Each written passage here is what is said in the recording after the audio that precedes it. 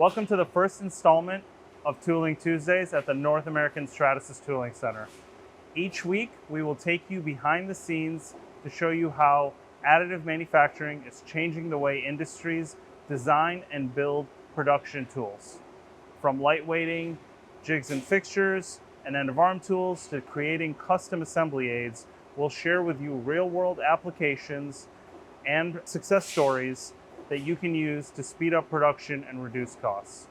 Join us every Tuesday and see how Stratasys is helping manufacturers reimagine what's possible with 3D printed polymer tooling. Our first application is actually a really exciting one for me personally.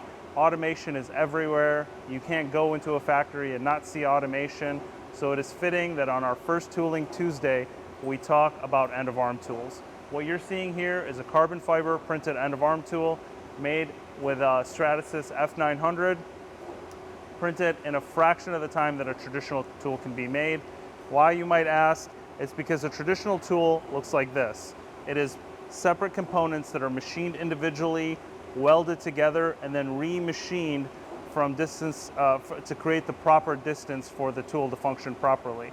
You can eliminate all of this simply by designing what you need and printing a direct end-of-arm tool. So you are saving time and money, but the most important thing that you're saving for a robot is the weight.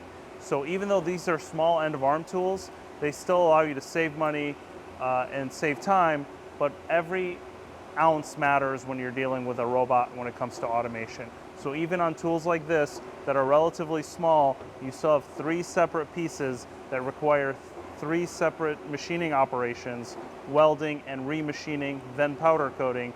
We were able to do all of that simply by going direct to CAD and direct to print. Thank you for joining me on this installment of Tooling Tuesdays. I encourage everyone out there listening to please submit your own videos for Tooling Tuesdays. We'd love to see the exciting stuff that you're working on to support manufacturing.